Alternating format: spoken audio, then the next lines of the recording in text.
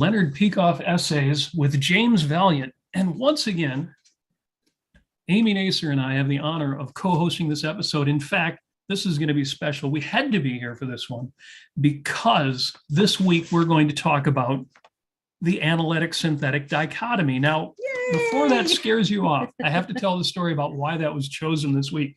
When James said, yeah, I want you guys to come co-host the episode with me, I said, oh, that's great. What are we going to do? He said, well, you pick whatever you want. Well, if you look at my copy of the Introduction to Objectivist Epistemology, the edition that was released just before conceptual conferences in 1990, ooh, right in here we have Leonard Peikoff and Harry Binswanger's signatures.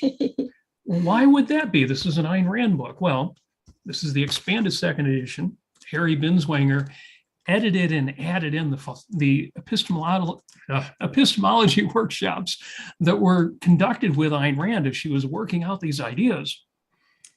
And it was really her just teaching these people. It's not like she was learning from them, but a great deal of clarity.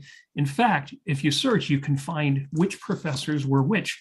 Anyway, the reason Leonard Peikoff's signature is in here is because after all of the chapters originally published in The Objectivist, the newsletter and then the magazine, is an essay by Leonard Peikoff, The Analytic-Synthetic Dichotomy. And I told Leonard Peikoff in person in 1990, you know, when I read The Fountainhead, I thought this philosophy is great.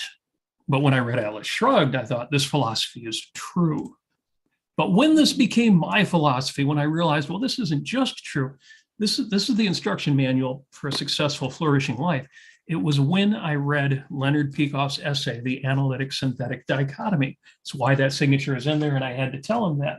Well, why would that be? Well, because as a somewhat intelligent and a little too philosophical kind of guy, I was still hung up on a few things. And the biggest hang up, the biggest domino left to fall, the biggest roadblock still in place was this issue of the analytic-synthetic dichotomy and the connection of not just words to reality, which the Introduction to Objectivist Epistemology does such a great job of fixing, of tying your concepts to reality, but this idea of two different kinds of concepts. And what on earth could be the answer to that? We've got these floating ideas, these logical ideas, things I know that logically are true. I could have a conversation with somebody, have an argument, and absolutely prove that they're true, except I couldn't really tie them to reality. And then I have all these things I know about reality. You know, think of ivory tower versus street smarts. How do you tie all that together? Was there ever really a split in the first place? Leonard Peikoff answers that brilliantly in this essay. So James Valliant, Leonard starts off with an explanation of what the analytic-synthetic dichotomy is. Now, I know you studied, I took a few classes, but you studied philosophy in college. Did you run into the analytic-synthetic dichotomy, this issue in college courses? Was it acknowledged? I have to laugh because it permeated every aspect of nearly every course that I took in philosophy. I studied metaphysics, epistemology, ethics, the history of philosophy, logic. I got a degree in philosophy from NYU, magna cum laude, thank you very much. My very first class, my very first day as a philosophy undergraduate, my very first philosophy professor, who was a Greek, no less, and a stated, by his own statement, an Aristotelian. Day one, the very first thing he does, he walks through the door of the class without saying a word. He walks up to the blackboard and draws a line right down the middle of the blackboard. A big line down the middle of that. This is lesson one for philosophy undergraduates' first introduction to philosophy. And he lists on one side, a priori, necessary, analytic, and on the other side, he has a posteriori, contingent, synthetic. And then he proceeds to explain the meaning of each of those concepts and how they are absolutely vital, fundamental to our understanding of philosophy, and how this is the upshot of Western philosophy and basically treated thereafter as an axiom by all of my philosophy professors who really couldn't conceive of an alternative. When I would provide answers such as I got from Dr. Peikoff here, or Ayn Rand and her or wider treatment of concepts, they really had absolutely no response. I would say, why should a definition just mean why should a concept just mean its definition? Doesn't a concept actually mean its actual reference? Table isn't just these words, man-made flat surface, whatever. But it is actually each and every table that I've ever run across, and all the tables that yet to be that I've never seen. So, what is the meaning of a concept? And logical versus contingent truth. So, I point out some of the things Peikoff points out in this essay, like, so a married bachelor is a contradiction. It's a logically necessary truth. That we know from logical necessity. Now, and this is Peikoff's really amusing example. However, the fact, say, that a bachelor couldn't be married is a self-contradiction.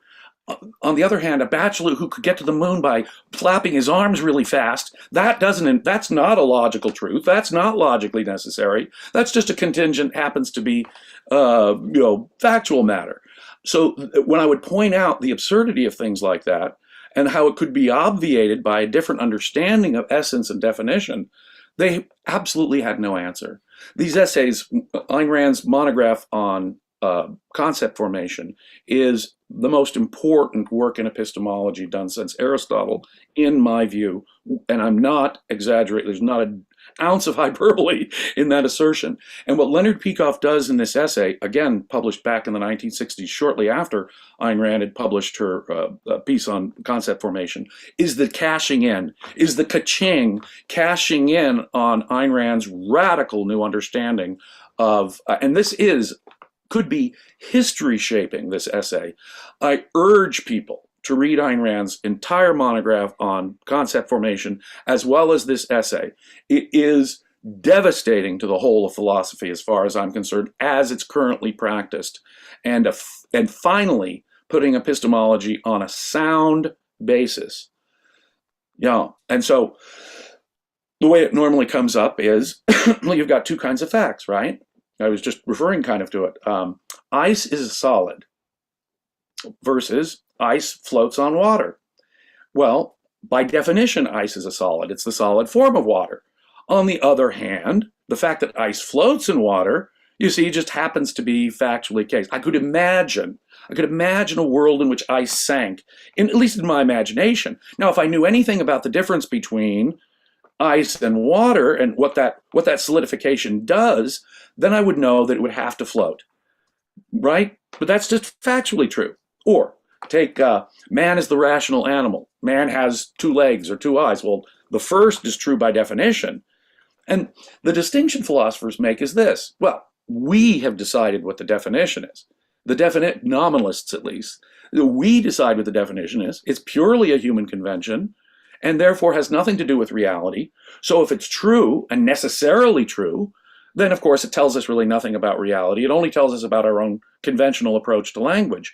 On the other hand, you've got this contingent fact, this synthetic fact, and let's explain that language a little bit. Mm-hmm. An analytic fact, like man being a rational animal, humans being a rational animal, all I need is analysis, you see, of the definition to get the truth of that it's a contradiction to say that man is not a rational animal. On the other hand, if I say man is the creature with two legs or two eyes, then I've got to what I'm taking is this definition and adding something to it, synthesizing it with a contingent fact, if I can use the other language.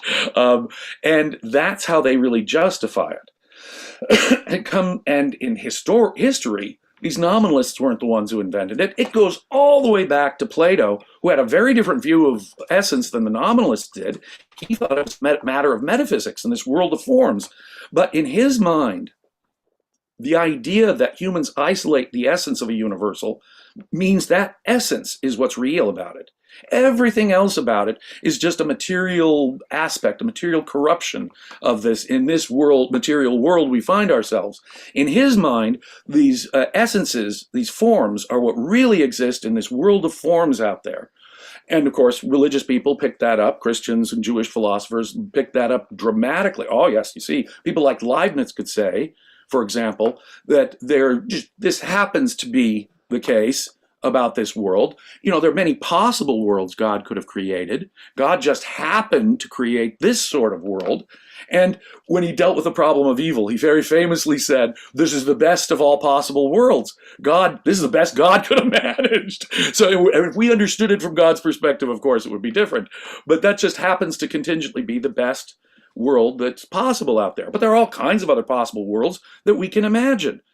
And so these imaginary, arbitrary possibilities are given a foothold, given a place in thought, and definitions are the pure meaning, in effect, of the concept. Now, if you approach it like that, whether you're a Platonist or a nominalist, your concepts are only references to other words. They're not references to things in reality.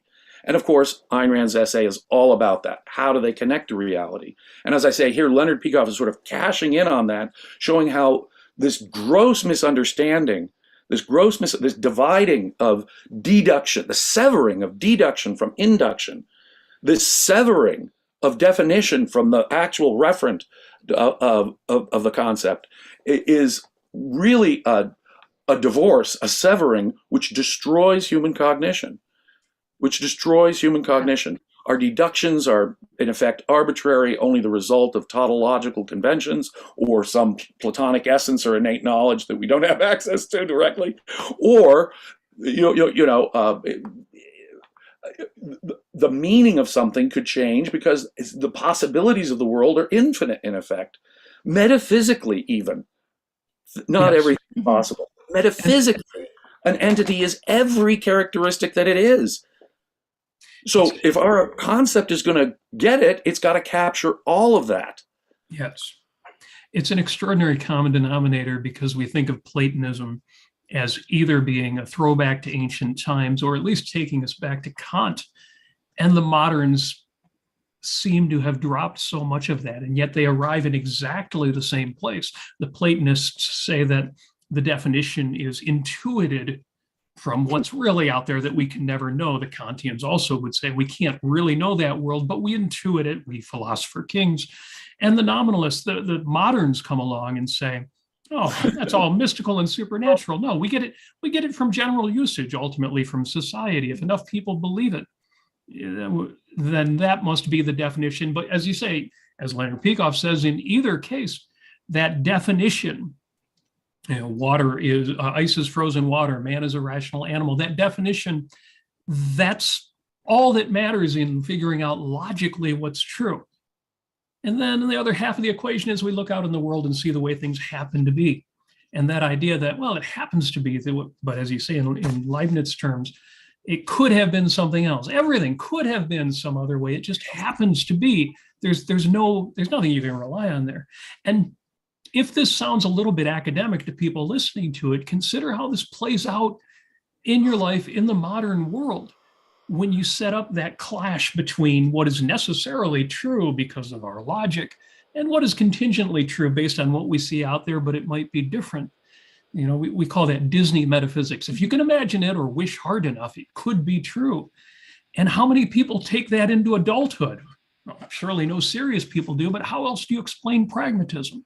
How else do you explain modern government? How else do you explain modern monetary theory? MMT, Jonathan Honig is in the super chat. Thank you for that. Jonathan knows exactly what I'm talking about. People who think finance has nothing to do with reality, and if enough people believe it, that is the reality, and it's destroying our economy. It's responsible for the inflation we've got now, for any depression that's coming up.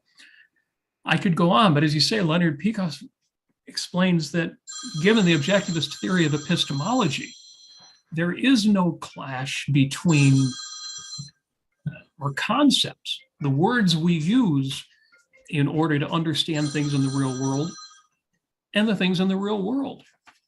Right. He starts out the whole thing with a classic example. He had a very famous dissertation advisor at NYU when he was getting his PhD, and he was having an argument with him once about coercive monopolies. And the professor responded, well, it's true that, on the free market, there can be no coercive monopolies, but that's only true by definition, by your definition of capitalism. Get away from definitions and tautologies. Let's talk reality. Let's talk fact here. In Ayn Rand's view, a definition is not the meaning of a concept, but it is our means of distinguishing the reference of the concept from everything else. A definition is itself an empirical summary of knowledge. And it's not some arbitrary convention. For Ayn Rand, the fact that man is the rational animal, it's because, well, let's take a child. A child, she says, might have an early working definition of human being, which may be, let's say, the creature that walks on two legs and talks to me. Nothing else talks to me but humans, not animals, not trees, not rocks. So the thing that talks to me, that walks around on two legs, is human being. That's not going to be our best definition at the end of the day, but for a small child, that might be their working definition that helps keep humans separated in their mind from everything else. But then maybe he realizes that there's all kinds of other differences between humans. Humans write symphonies and operas, and well, they do art in general. They play golf on the moon, and they do science and technology in general. Those are also different. Humans have a sense of humor in a way that animals don't have. All of these things, including talking, which was part of his initial definition, themselves are caused by a deeper, more fundamental factor, rationality. And rationality explains as more of these distinguishing characteristics than anything else we could say about man. Therefore, it is our best way of distinguishing the units. But through this process, notice, the child has not changed the things that he groups under the concept human or man. Same units, same reference, except he has a different definition, which better, in a far more subtle, sophisticated, and powerful way, a way that integrates all of his factual knowledge, and therefore is more useful. The definition, far from separating us from fact, actually connects us to fact. A definition is a human tool to keep a handle on the concept, but the concept means its reference. It does not mean merely its definition. And this is crucial. This is absolutely crucial. It is the source of rationalism among modern intellectuals, and it is seen in 1,000 ways in daily life and in politics and in ethics and all over the place. It really can't be avoided. You can't swing a dead cat, as they say, without running into this mental error that happens all the time. If I were to, it's like going back to the bachelor example. To say that a bachelor would be married, well, that's a self-contradiction because of the convention of the way we use, bachelors are unmarried men. So therefore, you can't have a married bachelor. It's a contradiction in terms. Now, the idea of a bachelor being able to get to the moon by flapping his arms really fast, that's just a contingent truth. That's not logically necessary. That's just a factually contingent thing. So one is logically necessary and one is just factually true. So there's two kinds of truths, two kinds of methods of getting to things. It divorces induction and deduction, as I say, and paralyzes a mind like Leonard Peikoff's philosophy professor. Right, because all arms mean are those things on the side of your body, and all flapping means is that motion, kind of like what wings do, and all flying means is. And yes, if you isolate them to the definitions, that's what you get. Dr. Peikoff gives the positive point in the middle of the essay. And if I could, I'll just read a couple paragraphs for people who haven't read the essay yet. And I think you've already done a pretty good job summing it up. But Leonard Peikoff writes, since a word is a symbol for a concept, it has no meaning apart from the content of the concept it symbolizes. And here's the point here. And since a concept is an integration of units, it has no content or meaning apart from its unit. I wonder what your philosophy professors would do with that. I'm sure they said to you, oh, that's not even the language we use to talk philosophy. I'm sure they didn't understand it at all. Right. The meaning of a concept consists of the unit, the existence, which it integrates, including all of the characteristics of those units. That the idea that our concepts aren't dictionary definitions exclusive of reality, or floating abstractions that have nothing to do with anything, or some deeper noumenal truth that somehow we attach to, but then loosely apply to the brute facts of reality. The idea that the words coming out of my mouth right now refer not to some floating idea I've got, but to the stuff out there, Right. is inexplicable to these I folks. mean the entity. I don't mean some mental convention in my mind or our extracted essence from the thing. Peikoff has a wonderful example on this one. Normally when a woman says, I married a wonderful man, we do not take her to mean in ordinary life, gee, I married a wonderful combination of rationality and animality. No, she means to include all the characteristics that humans can possess. He's kind, he's understanding, he's, all these other things. He's considerate of me. He gives me visibility and appreciates me. There's all these other things that she's talking about. He's a good husband. He's a nice husband. He's considerate of my feelings. She doesn't simply mean, so the difference between common parlance, where we use concepts to mean the entire meaning, right, is so different from the way philosophers approach it, and it's sort of artificial.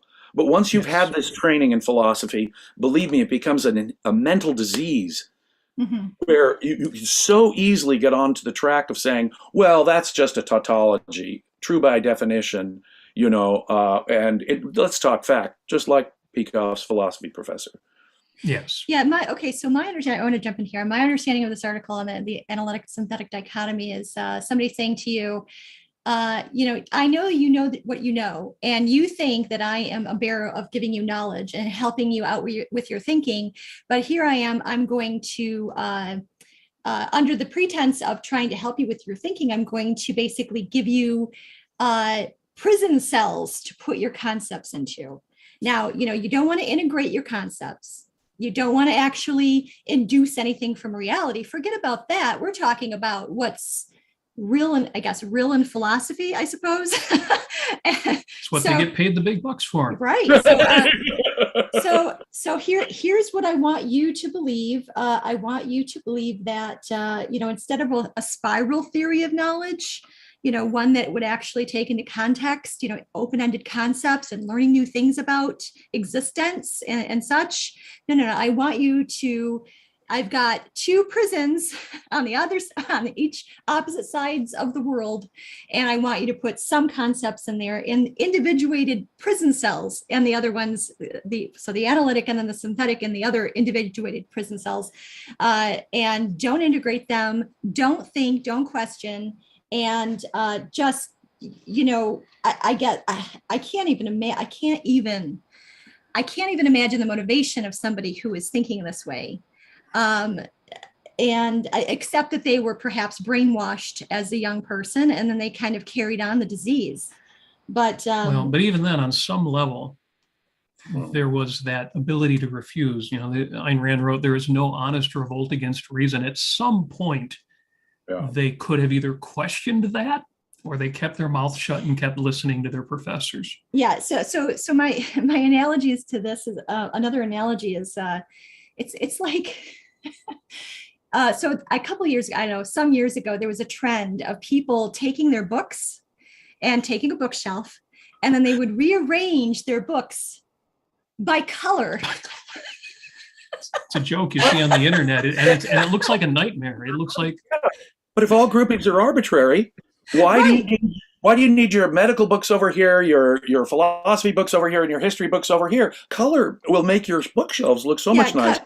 Color is the analytic truth that we need to, and that it's a higher truth, or at least a different truth. And I just it is absolutely bonkers what these people are thinking. The definition is not a condensation of empirical knowledge for them. A definition is simply a human convention for them.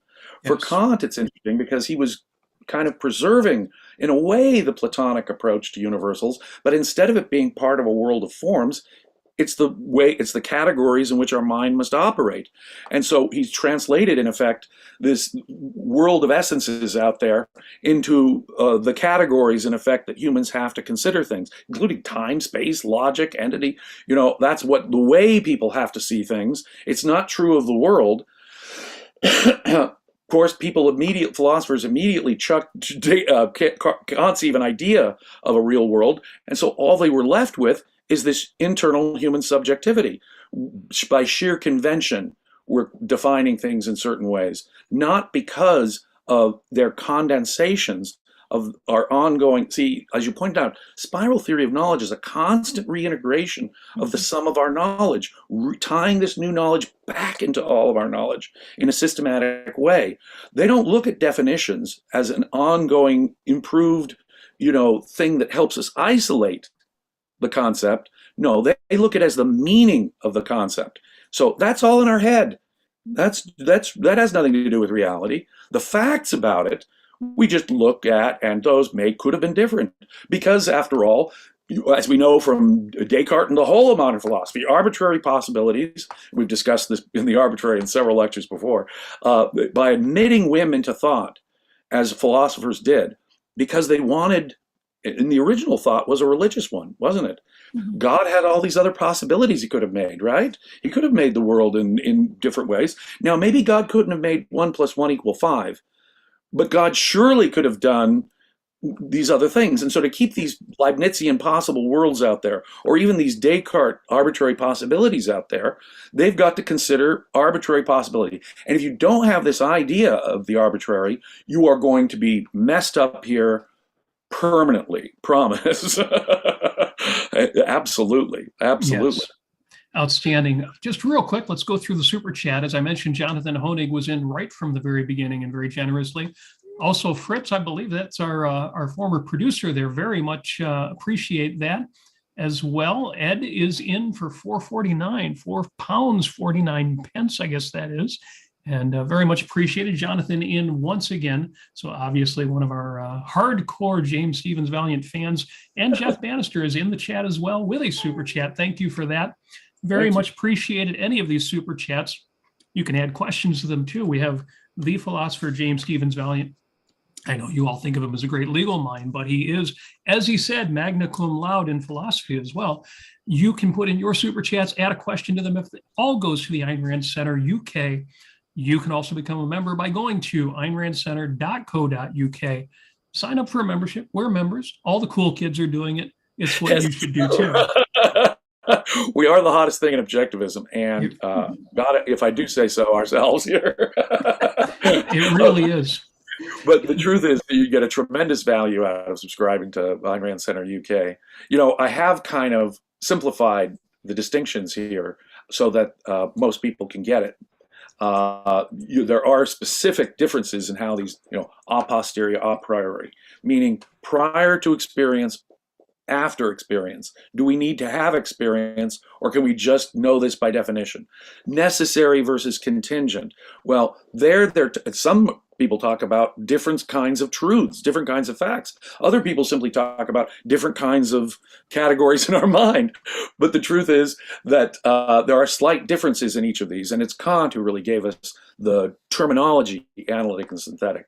And in the regard to necessary and contingent, there is an important fact we have to bring up here. If human beings have to choose, it's a form of causation. It's not a contradiction to causation.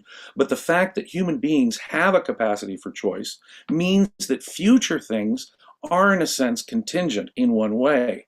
Now, every fact of reality that exists and has already occurred is necessary. To be is to be necessary. Necessity adds nothing to the concept of existence about anything.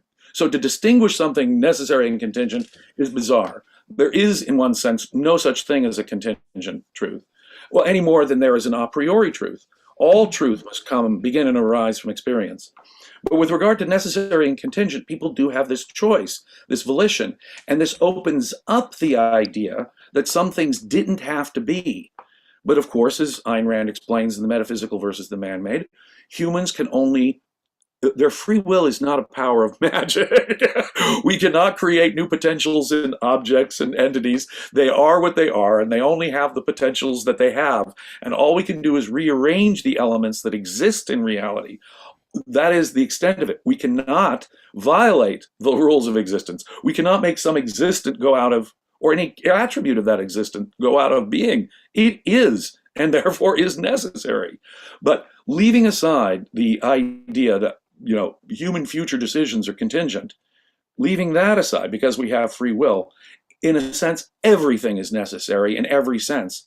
But the word contingent, it really isn't even a good exact way of describing things that could be our choice, because our choices are limited by the facts of reality. Yes. Our choice will, once we've made our choice, it too has now become an absolute fact of reality that cannot be altered. Yes. Volition is not magic. And so even in that sense, calling it contingent is misleading, as Peikoff points out. Yes. I wonder if this had been understood, well, of course, how many people understand it even now, but what would be left of so many of the great arguments in philosophy? What would be left of Aquinas and his arguments for God? The idea that God must exist because God is the greatest thing that can exist. And a God that does exist must be greater than a God that doesn't exist. And therefore, the God that does exist.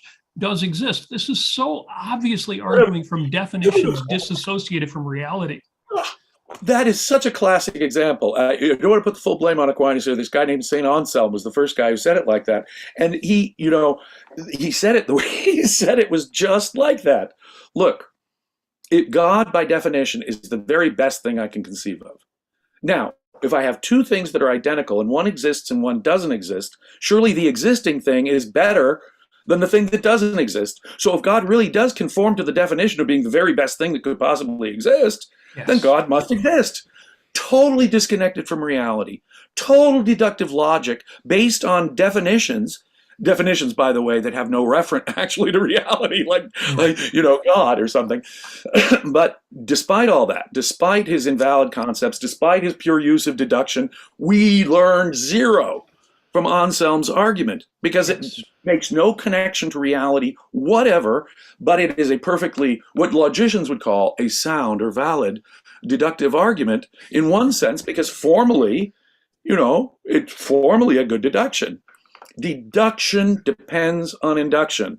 Yes. The general premise in any deduction is itself the product of induction. Induction.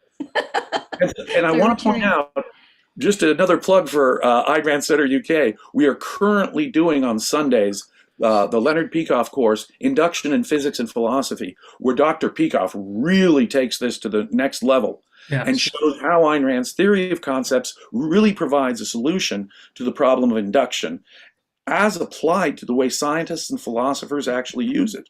So you say, what would happen to philosophy? Well, it would be the collapse of modern philosophy as we know it. The entire tradition, from Descartes, Spinoza, you got to get rid of Hume, you got to get rid of, right? Kant is a monster. Hegel bases it all on it. Pragmatism is an emanation of it. And then you look at the 20th century. You've got the great maybe the most famous epistemologist of the 20th century, a guy named Ludwig Wittgenstein, guy behind nominalism. Logical propositions tell us absolutely nothing. Or you've got the famous American philosopher A.J. Ayer, right? He says it is all convention. It is absolutely, words don't in effect have to refer to reality at all. It's just our definitions over here, and then reality may or may not have anything to do with it. So what it would mean if Leonard Peikoff's essay were understood, if Ayn Rand's revolution in concepts was understood, it would mean the complete destruction of modern and contemporary philosophy at its root. They would have to scrape off the chalkboard and start all over. There is no reason to separate out one kind of truth from another kind of truth, one kind of fact from another kind of fact, one kind of logic from another kind of logic. Logic, apart from fact, is useless. Facts cannot be understood without logic. It is only the marriage of logic and fact that gets us to truth. Any attempt by philosophers to divorce the two is destroying knowledge, the very possibility of knowledge at its root, because that's how humans know. They integrate their facts by means of logic. You divorce those two artificially, creating two artificial realms, two artificial truths or facts or methods of knowing. You have completely destroyed the actual means by which humans know, the integration of fact by logic. You're here. Absolutely. The example that springs to mind, you talk about the using these arbitrary definitions, take it out of religion and look at the nominalists. I remember Leonard Peikoff gave the example. He said, if you ignore the rooted basis of definitions and the facts of reality, then you can say apples are razors, oranges are blades, and therefore you can shave with fruit salad. That is a classic example. I remember that. That is a gem of an example. Right. If the premises of a deduction aren't themselves rooted in fact, aren't themselves valid generalizations, that is to say, if induction can never be valid, well, then no deduction could ever be valid. And on the other hand, it comes from theology. It really does come from theology. These people had discovered Aristotelian formal deductive logic, and they were going, on steroids on it without any connection to fact. So in their minds, by the time we get to the Enlightenment is now trying to overcome, in effect, medieval philosophy, but it's still stuck with those premises, stuck in those religious premises of the medieval logicians. Well, some things are logically true. Some things just factually happen to be. Some things are logically necessary. Some things are merely contingent and could have been otherwise, whether it's God or an arbitrary convention or a social convention on the part of humans. And the reality basis for this and the connection, again, some people will think of an introduction to objectivist epistemology, that's important for epistemology, but how does that really affect us now in the modern world? And I don't think there's any other way to explain the disdain for reason. I was going to say logic, but logic is the method of reason. For reason itself, for our grounding in the facts of reality, for our ability to know anything. It's extraordinary to me because this essay to me is such a jaw dropper. The entire introduction to objectivist epistemology, and again, her definition of concepts and her explanation of concept formation, her building on that of abstractions from abstractions and right to the level of concepts of consciousness is everything that was needed to save philosophy. But Leonard's analysis of that, what that has meant in the modern world and what philosophers still don't know. And we still have all of these dichotomies, in this case, between logic and experience and the necessary and the contingent. But that sounds floating. The dichotomy between street smarts and the ivory tower, for which there's no other way to explain modern politics, modern pragmatism of modern politics. How do you explain pragmatism? By this bizarre dichotomy, this bizarre severing, right? Well, just do what works. Well, how do we know what works, Mr. Pragmatist? Well, it's on a case-by-case basis. Previous knowledge really can't help us here. In effect, what it goes by, according to most pragmatists, is your feelings, or by social convention. And so, but what can explain a political debate in which you say, well, this would be wrong, this would be immoral, this is against our long-term interests, but someone comes back, oh, that's just your lot. Now get practical. Roll up your sleeves and negotiate and compromise and set aside those principles.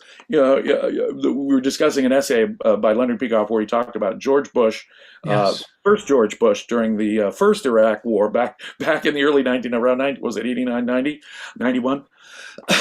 He said, well, of course, with that, and with respect to the tax cut too, why did I said no new taxes, read my lips. And then he, on both of those instances, you have to say to yourself, what is he doing? He said it out loud.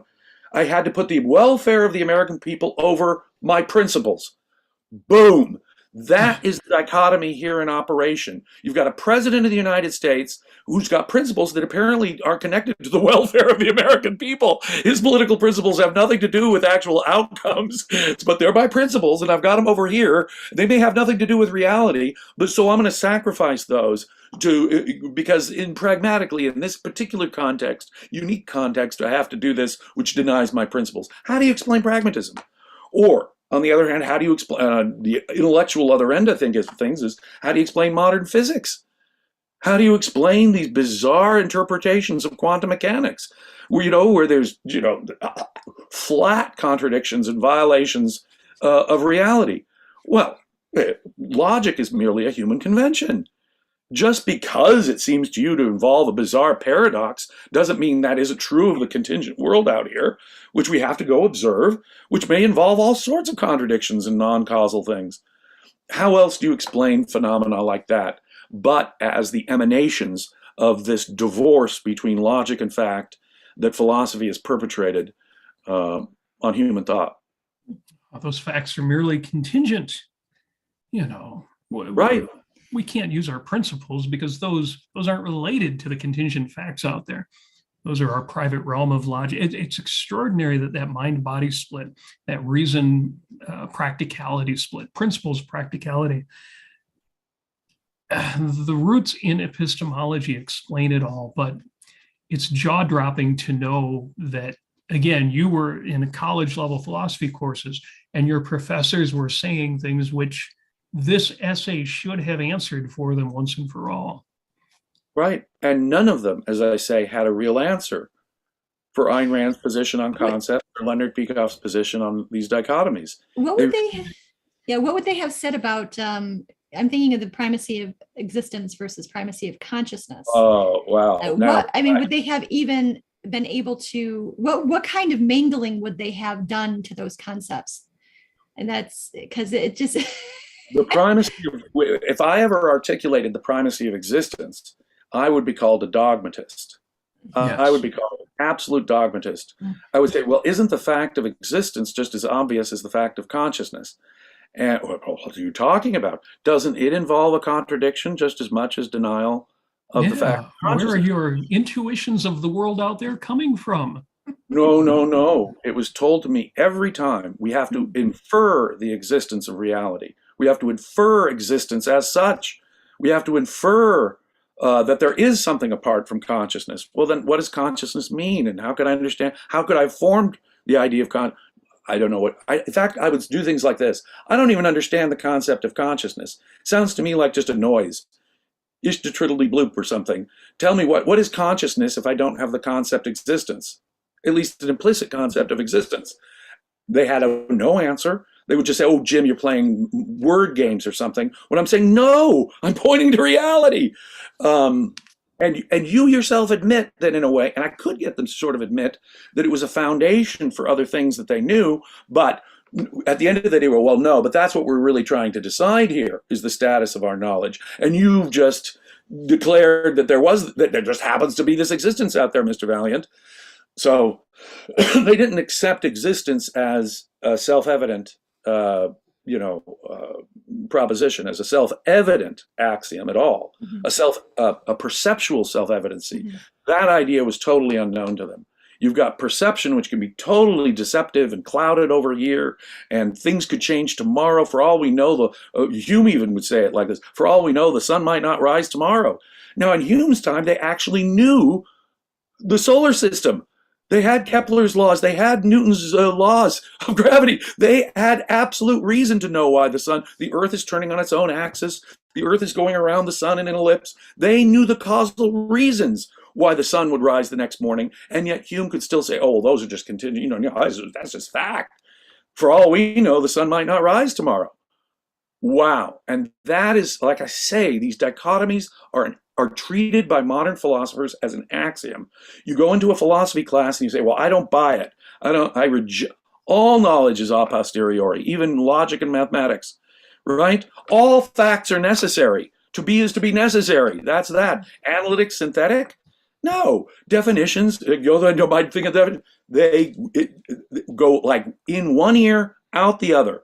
They couldn't even formulate it in their heads as an answer. I had one professor, I must give him credit, who said, I see how you are outlining an answer to all this, but it violates everything that every philosopher of the last 400, 500 years has said.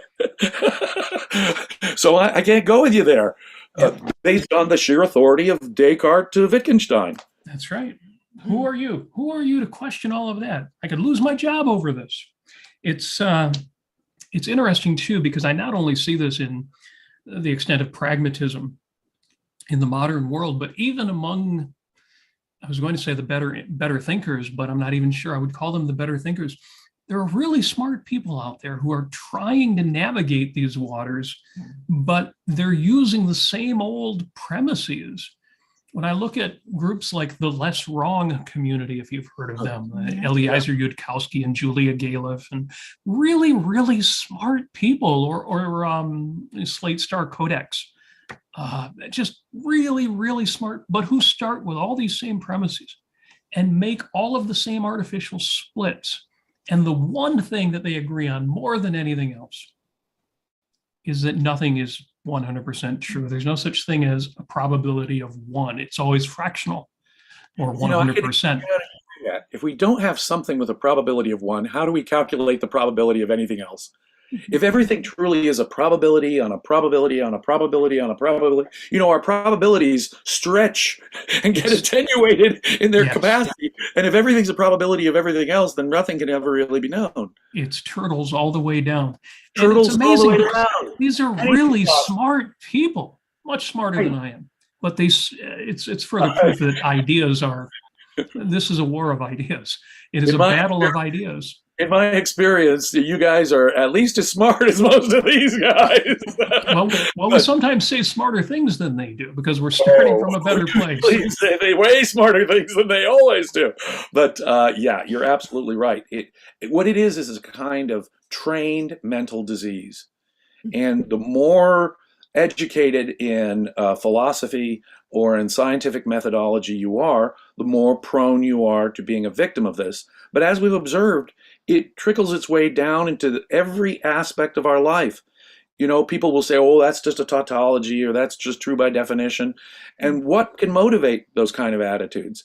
It can only be this radical split that's been trained into their mind and automatized in their mind so that it's a sort of psychoepistemological disease that they carry around with them. And we don't have a better a better understanding of concepts, Ayn Rand's theory of concepts, we will forever be lost in this confusion.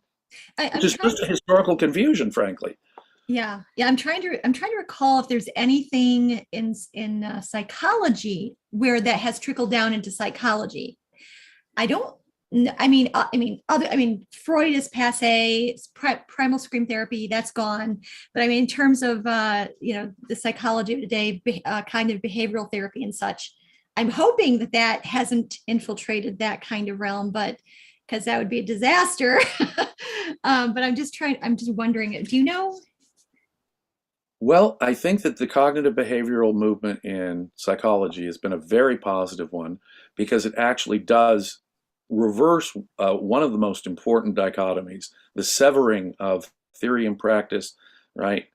It indicates the real importance of ideas and thinking in our psychology, our motivations, our actions, the real world impact of ideas that implies is a very positive one.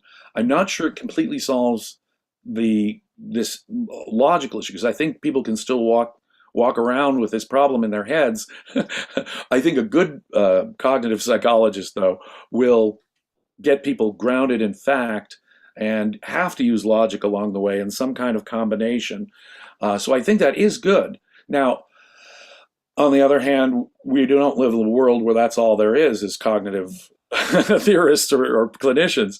We live in a world in which we actually still have psychologists saying, well, no, some self-deception is a good thing. Some divorce, so long as you're not a psychotic that they're going to put away in a local mental hospital, as long as you're not babbling on the street like a homeless person, then having an exaggerated sense of self or having an unrealistic view of reality, over optimistic view of things is a good thing. It keeps you healthy, even though it's totally unrealistic and has nothing to do with reality. Here is a separation between reality and our concepts.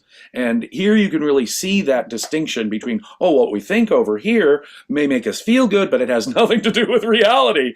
And there are psychologists who still promote this kind of distinction, which is itself, I believe, an emanation of this deeper philosophical distinction. Does that make sense? Yes, thank you. Sure. Thank you, Jimmy, for all of your wonderful knowledge. Oh my goodness. Well, So I love Leonard Peikoff's statement on the unity of thinking. He writes, "It follows that there are no grounds on which to distinguish analytic from synthetic propositions, whether one states that a man is a rational animal or that a man only has two eyes. In both cases, the predicated characteristics are true of man and are therefore included in the concept man. The meaning of the first statement is a certain type of entity, including all of its characteristics, among which are rationality and animality, is a rational animal. But the meaning of the second is a certain type of entity, including all of its characteristics, among which is the possession of only two eyes, has only two eyes. Each of these statements is an instance of the law of identity. Each is a tautology. To deny either is to contradict the meaning of the concept man.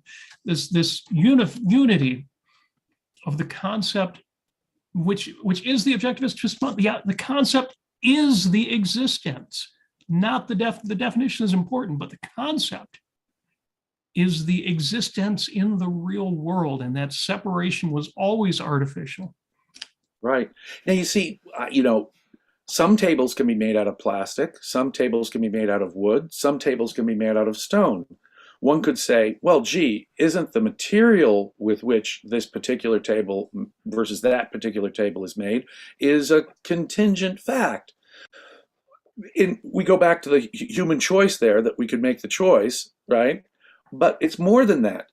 Even the characteristics upon which tables differ are included. Tables must be made of a solid substance. Some are made of wood, some are made of stone, some are made of plastic. Okay, we haven't lost any of those characteristics, even for in the ways they differ. Robert is a handsome man. Jim is, not such a handsome guy. And so, but despite those differences, we're both still men.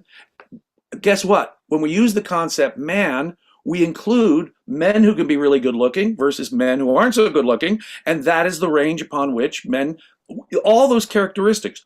Do all men have some kind of looks? Yes, they have some kind of looks, and that's included. Are all tables made out of some kind of material? Yes, and that's all included. Even the different characteristics are not contingent or just happen to be. A fact that is necessary.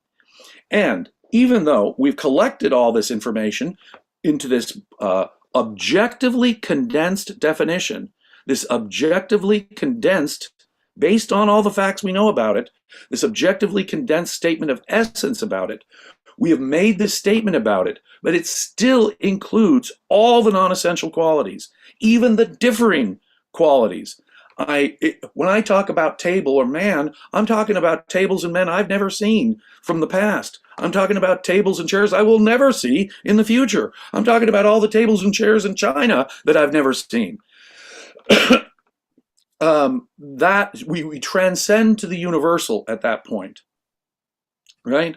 We render, and if we buy this dichotomy, though, you see, what we've done is we've turned tautology into something empty. When I reach a point in effect of being tautology, well, that's because that's the way the thing is. I've actually reached a point where I've summarized my knowledge. So in a sense, I reject both concepts the way they're used. In a sense, when we get to a truth, it's going to be stated tautologically, right? In another sense, all facts, even the definitional facts, are just contingent in one sense. They just happen to be factual things. So, but both are misleading concepts. All facts are necessary, in effect, and no fact is merely just an empty statement, right? Even when we get to the point of saying A is A. Yes, which is why a future discussion, hopefully soon, needs to be on the objectivist understanding of context. But I hope from this discussion that folks can see why, at least for me, people say, well, what was your objectivism story? And I tell them how I discovered Ayn Rand. But then they'll often say, well, when did you decide you were an objectivist? I would say reading this essay is when I realized that I am an objectivist. And if you haven't read it yet or haven't read it in a long time and you found this discussion compelling, I hope you will crack open your copy of Introduction to Objectivist Epistemology and give it a look. The Analytic-Synthetic Dichotomy is, like all of Leonard's writing, it is rich and it is important. So we need to wrap up, and we really appreciate you all being here with us and all the wonderful super chats and the support for Ayn Rand Center UK. I'm going to leave with just one quote from Ayn Rand, which I really found just delightful in this article. It is crucially important to grasp the fact that a concept is an open-end classification, which includes the yet to be discovered characteristics of a given group of existence. All of man's knowledge rests on that fact. And I'll go even further. I'll say that reason is efficacious, and reason will bring you what is real, what the truth of what's real in reality, to the benefit of your life, your flourishing, your survival. So cheers to Ayn Rand. Cheers to Ayn Rand. This essay, go read it, people. It could change your life like it did Robert's and mine, and probably Amy's. Yes, help me. And it has the potential to change human history. It is a revolution in human thought that will throw out the window basically most of modern philosophy as a whole. Just this one essay. Just this one essay is a revolution in human thought and basically the takedown of modern philosophy for the last 500 years. It's that big a deal. So if you do find this content valuable or interesting, please do consider becoming a paid regular subscriber. As I say, we're doing seminars on workshops every Sunday on a Leonard Peikoff course very relevant to this, Induction in Physics and Philosophy, which is one of the perks that only subscribers get. But if you like between the share. work that you do on the weekends and the work that Don Watkins shares with members only, it's worth many times the cost of membership. Well, depending on which level of membership, but you can get in for as little as £5.99 a month. And again, James, your work is extraordinary. Your understanding of these ideas is extraordinary. And Thank you. And Don Watkins' work, if you've read his essays, if you're a member of his Substack, you know what kind of a thinker he is. But the work that he does in the communication boot camps, invaluable. So yes, definitely sign up. You'll see the link in the chat there if you're not already a member. And if you are, you're one of the gang. Thank you for that. But James, thank you for this discussion. Outstanding, invaluable, and we're so much looking forward to the next one. Thank you. Take care.